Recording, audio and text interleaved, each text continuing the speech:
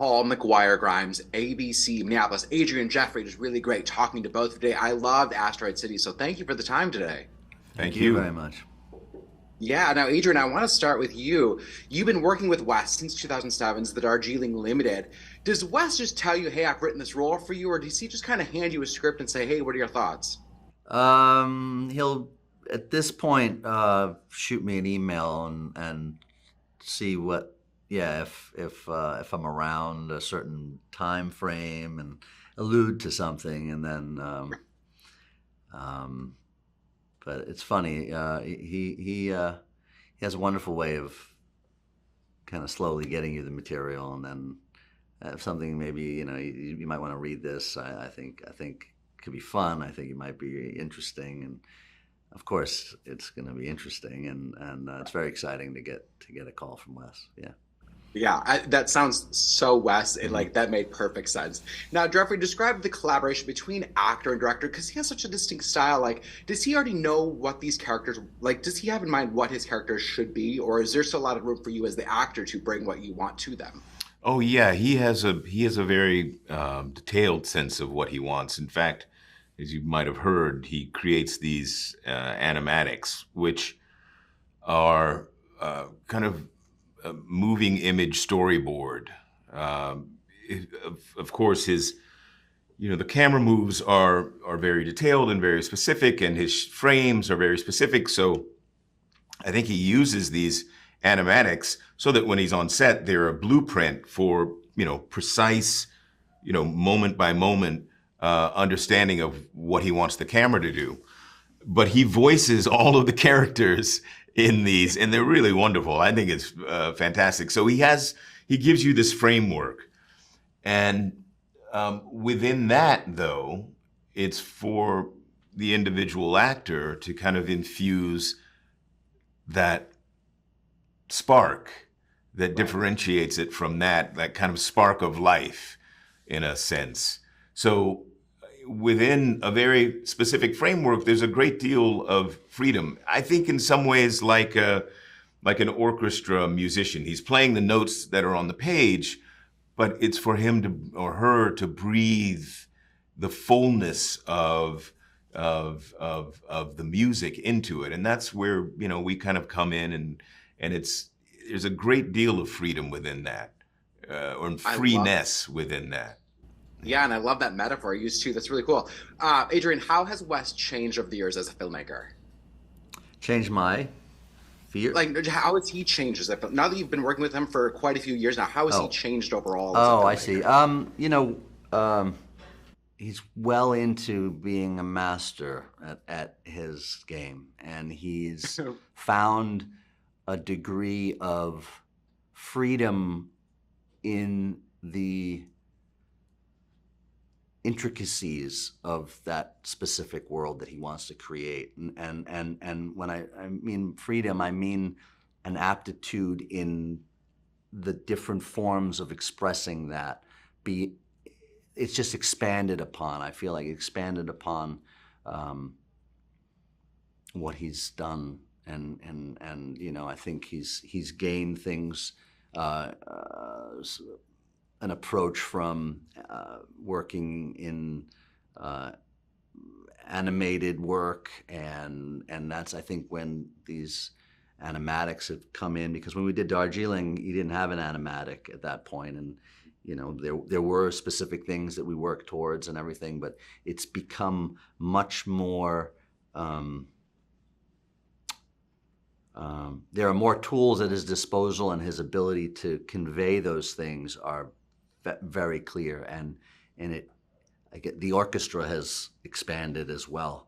So, Oh my God, I love all this. I got the rap.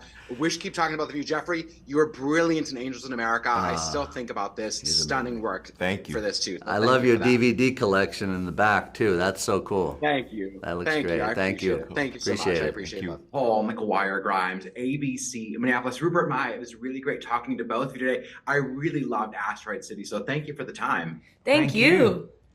Yeah. Now, Maya, I'm really curious. Wes has such a distinct style and look. Describe the collaboration between you as the actor and the director. Does he have a firm idea of what he wants his characters to look like?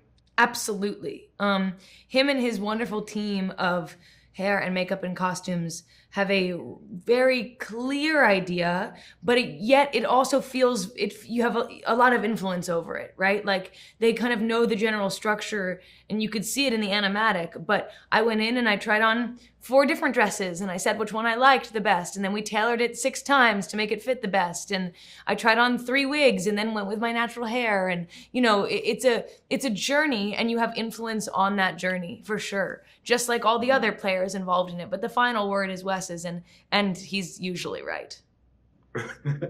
For sure. Now, Rupert, describe stepping onto a Wes Anderson set. Does it feel like you're just stepping into his very unique world? And how different is it from other TV and film projects that you've worked on? Stepping onto a Wes set is like stepping into Wes's mind. And what a mind. So every detail has been not only considered, but then embellished and enriched and sort of polished, so that everything has this wonderfully layered gleam to it.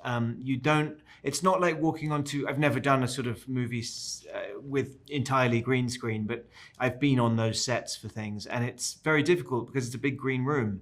And in Wes's world, he builds the world. So you do, everywhere you look is something to take the eye. Everywhere you want to go and explore, it's sort of like a living museum in a way.